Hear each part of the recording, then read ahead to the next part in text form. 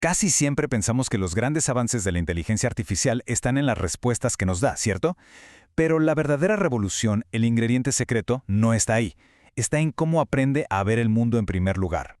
La clave no es la solución, es cómo percibe el problema. Esta es la pregunta del millón. Porque piénsenlo un momento. Para una máquina, una foto no es una cara. Es un mar de píxeles, de números. Una palabra no es una palabra, es una onda de sonido. Entonces, ¿cómo se pasa de esos datos crudos, sin sentido aparente, a un entendimiento real? Ese fue el gran rompecabezas durante décadas. Bueno, para entender el salto que se dio, primero hay que ver cómo se hacían las cosas antes. Y la verdad es que había un cuello de botella enorme, un obstáculo que frenó el progreso de la inteligencia artificial por muchísimo tiempo. A este proceso se le llamaba ingeniería de características. Y aunque suena muy técnico, imagínenselo como un trabajo súper artesanal. Expertos humanos literalmente tenían que sentarse y decirle a la máquina, a mano, en qué fijarse. Oye, para que sepas que esto es una cara, mide la distancia entre los ojos, checa la forma de la nariz.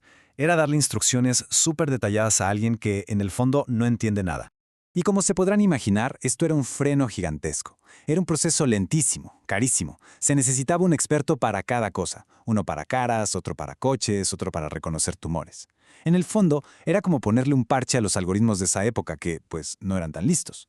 Esto limitaba a la IA a problemas muy específicos en los que valía la pena toda esa inversión de tiempo y conocimiento.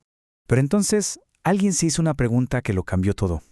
A ver, ¿y si en lugar de darle a la máquina el manual de instrucciones, dejamos que ella sola aprenda a leer el mundo? ¿Y si dejamos que la máquina aprenda a ver por su cuenta? Fue un giro de 180 grados.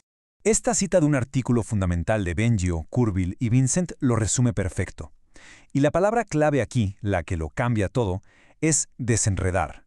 Piénsenlo. En una foto de una cara, la identidad de la persona, la luz que le da a su expresión, todo está mezclado, todo está enredado. El nuevo objetivo ya no es solo clasificar, es que la máquina aprenda a separar, a desenredar cada uno de esos factores por sí misma. Y justo aquí está el gran cambio de chip.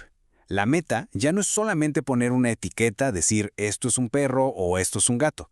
No, la tarea principal, la más importante, ahora es transformar ese caos de datos del mundo real en un mapa interno mucho más útil y abstracto. O sea, la máquina aprende a construir sus propias representaciones de la realidad. Veamos ahora cómo funciona esto en la práctica. ¿Cómo es que se construye este entendimiento capa por capa?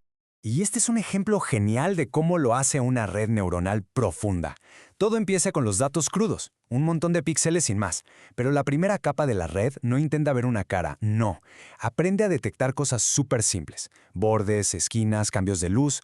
Luego, la siguiente capa toma esos bordes y esquinas y los junta para formar cosas un poco más complejas, como ojos, una nariz o una boca.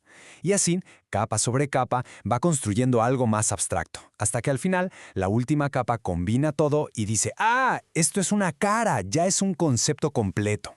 El contraste con la forma antigua es brutal. Antes, los humanos le decían a la máquina que era importante. Ahora, la máquina lo descubre sola. Los sistemas de antes eran rígidos, hechos para una sola tarea. Los de ahora son flexibles, se pueden adaptar.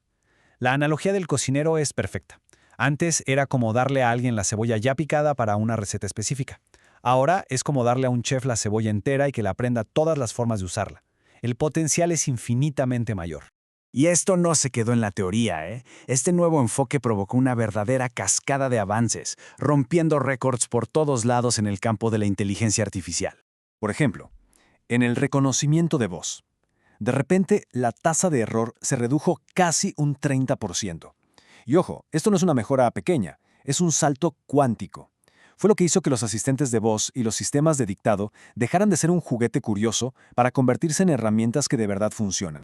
Y luego tenemos la visión por computadora. Por años, que una máquina reconociera objetos en fotos era una pesadilla. En la competencia más importante, ImageNet, en 2012, el récord de error era del 26.1%. Bueno, pues llegó un sistema con este nuevo enfoque y ¡pum!, lo bajó de golpe al 15.3%. Ese fue el momento en que la IA de verdad aprendió a ver. Y el éxito no paró ahí, en imágenes y sonido.